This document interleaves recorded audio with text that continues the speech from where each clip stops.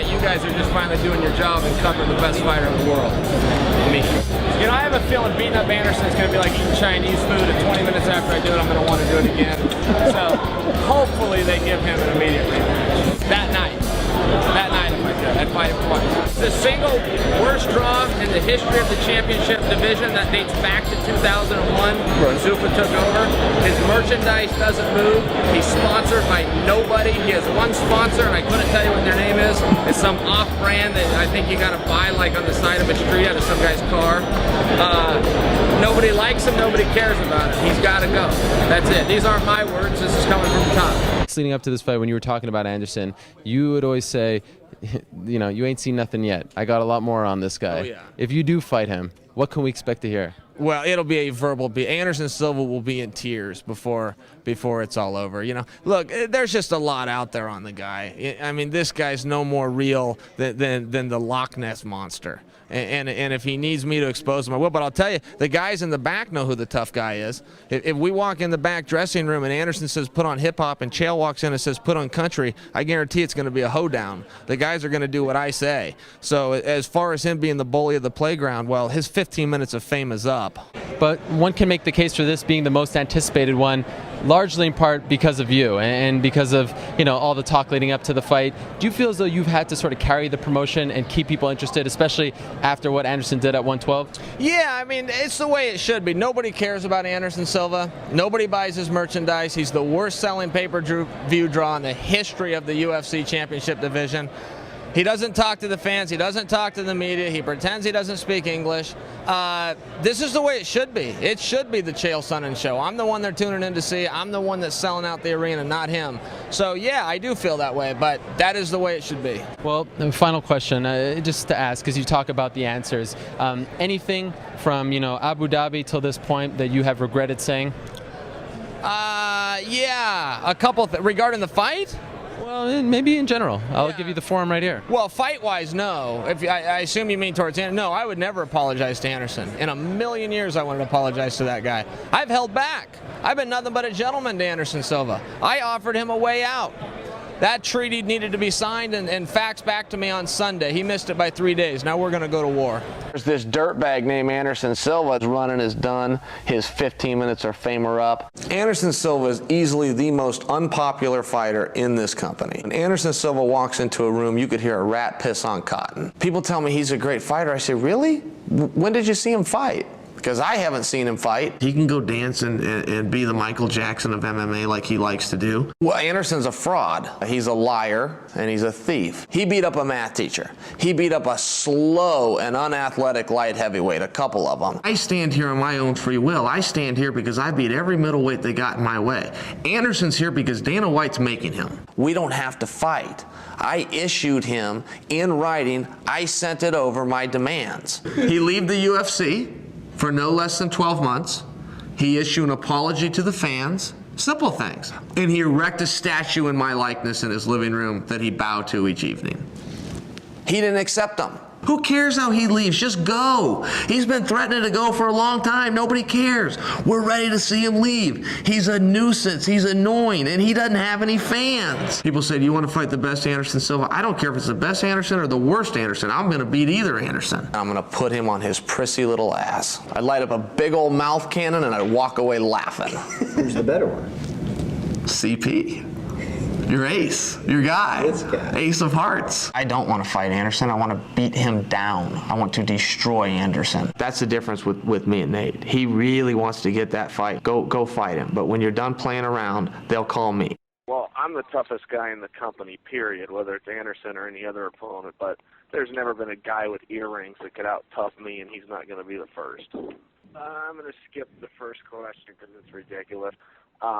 So I really don't care about that. I don't believe in these things like sportsmanship and honor and all this crap that you guys like to talk about. I think it's a fight. Go out there and do whatever you want. Secondly, no, I just don't like him. That's it. I don't offer an apology, and I don't need to give an explanation. We can't all get along. He and I aren't going to be friends, and we're going to go out and fight. And that's it. I don't wish him a bad life. I don't have to hope anything bad happens to him. I'm going to take his belt on August 7th, and Dana's going to fire him on August 8th. You know, American fans aren't biased to Americans. We just like whoever we like here. We're not real hometown people like a lot of countries.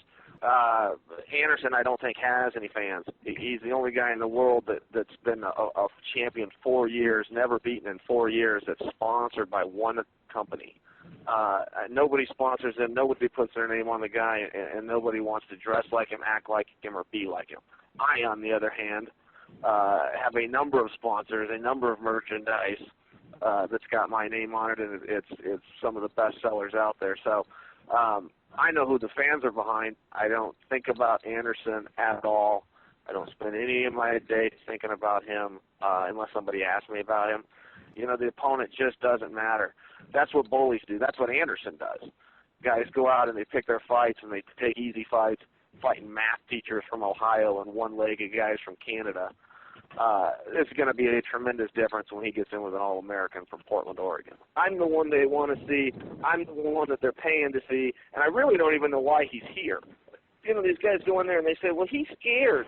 Well, that's street talk. That's what you say on the playground. You call one of them kids scared, the other kid admits it, then all of a sudden you don't have to fight him. Who cares if you're scared or not? I'm going to put my hands up and go run them into his face repeatedly on August 7th as soon as they call my name to watch it. I mean, you got to understand, I could drag Anderson Silva outside the hotel and beat him up anytime I want.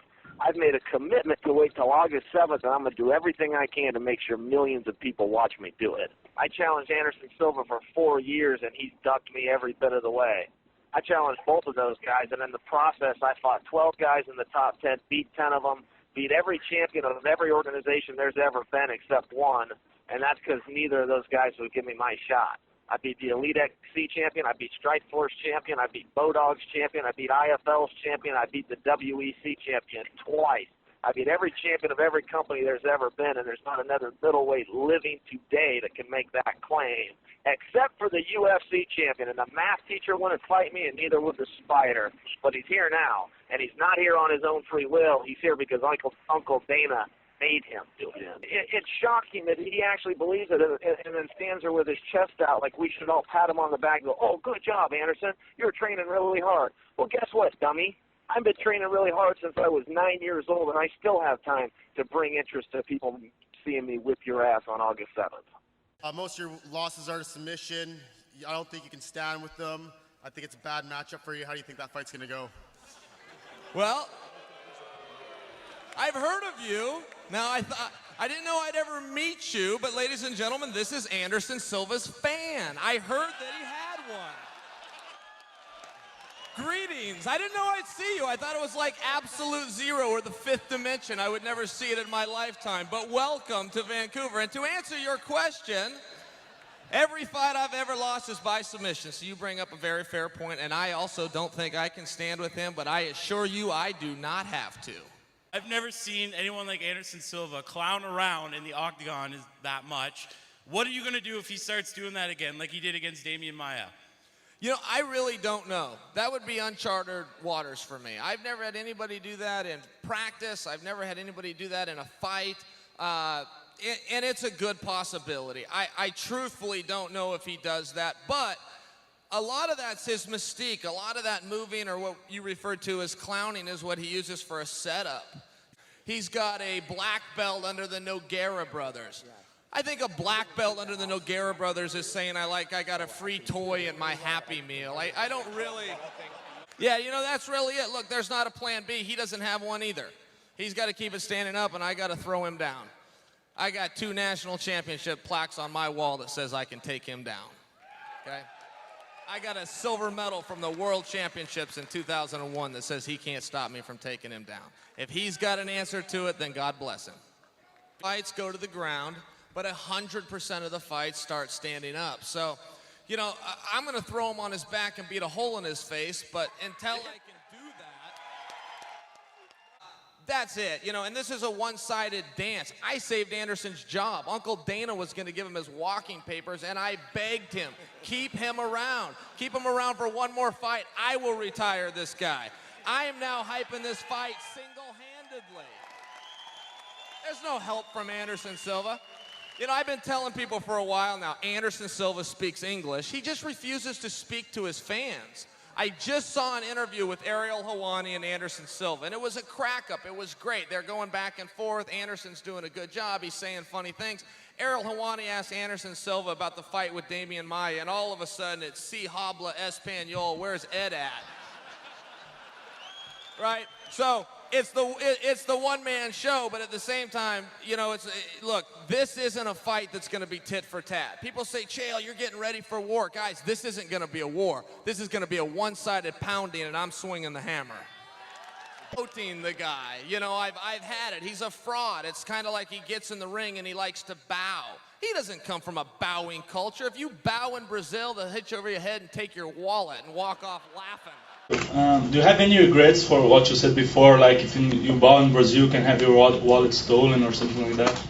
No, I would never apologize for anything. And by the way, Soros, that was not a correct interpretation. Anderson did not just say, it's easy to talk about me, try being me. He said, it's easy to talk about me, try beating me. You're not the only one in the room that speaks Portuguese, even though you act like you are. It's a step harder picking up that language than it is understanding Pig Latin. Is that just a one-day thing, or how are you feeling right now?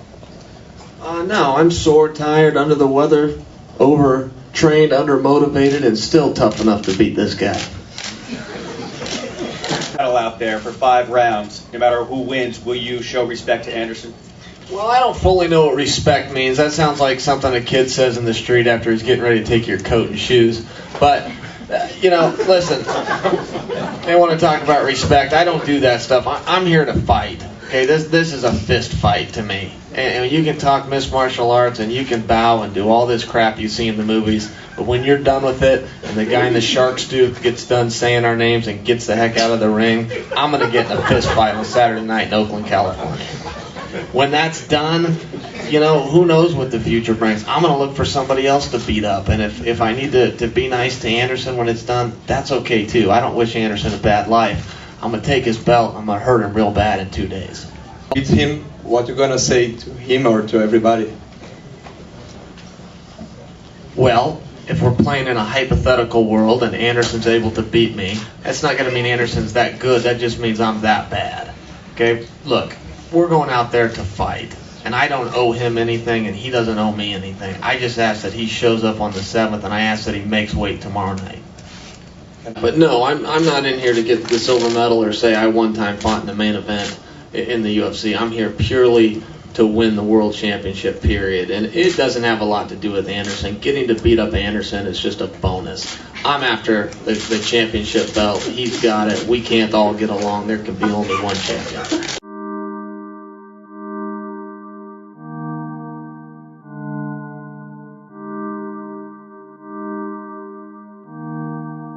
Rico on the beat, bitch.